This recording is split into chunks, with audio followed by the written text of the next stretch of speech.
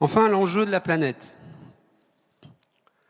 Je pense que vous connaissez tous le principe de responsabilité, pas le principe de responsabilité, le principe responsabilité.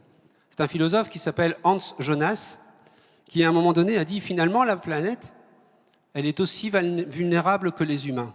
Et comme nous à la LEFPA on s'occupe des vulnérabilités, en voilà une. La planète est vulnérable et si on continue à tirer dessus, on va finir par l'épuiser, on va finir par la tuer. Et dans son principe responsabilité, Hans Jonas disait qu'il faut agir à chaque fois pour que les effets de notre action n'empêchent pas les générations futures d'avoir une vie sur la planète. C'est tout simple. Ça date de 1979, c'est tout simple. Mais quelle anticipation, et je pense que c'est vers ça qu'il faut faire. Et nous avons à la LEFPA donc commencé à mettre en œuvre ce principe responsabilité.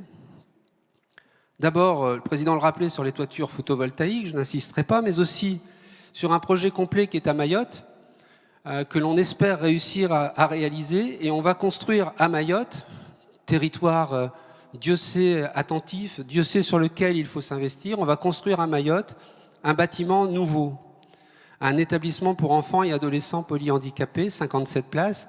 Et notre projet, c'est de faire que ce bâtiment soit recyclable à quasiment 100%, avec un bilan carbone neutre, et qu'il soit autonome en eau, en électricité.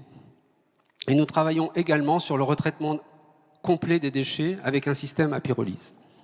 C'est la mise en œuvre, la mise en projet de la sobriété heureuse telle que Pierre Rabhi l'a rappelé souvent. De la même manière, nous encourageons les mobilités douces pour l'ensemble de nos collaborateurs. Nous encourageons les mobilités douces pour aller faire un stage. Donc on a des ateliers vélo, on a des ateliers accompagnement. Et notre entreprise adaptée de Pau, qui est pilotée par Jacob Eulinck et Éric Candelier qui l'accompagnent, ils sont ici dans la salle, vous pourrez parler avec eux à la pause, porte un projet qui est de construire des abris vélos que les uns et les autres, les entreprises et nous-mêmes, et chacun de nos établissements va en installer un dans son parking, des abris vélos permettant aux collaborateurs de venir de manière sécurisée à vélo et permettant aux jeunes et aux adultes d'utiliser ce moyen de locomotion extrêmement intéressant et qui nous plaît beaucoup. Nous avons aussi engagé de longues formations et un accompagnement pour apprendre aux jeunes de nos établissements à cultiver leur jardin.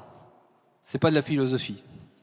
C'est de se dire que, somme toute, les carottes ne poussent pas dans les sacs en plastique et n'apparaissent pas dans les rayons des supermarchés. Une carotte, ça se plante, ça pousse, enfin, ça sème, ça pousse et on regarde pousser. Et quand on mange la carotte qu'on a plantée, c'est pareil pour les radis, hein. Ça doit être pareil aussi pour les pommes de terre, mais c'est plus long. Et eh bien, on a beaucoup plus de plaisir. Et c'est vers ça qu'il faut aller.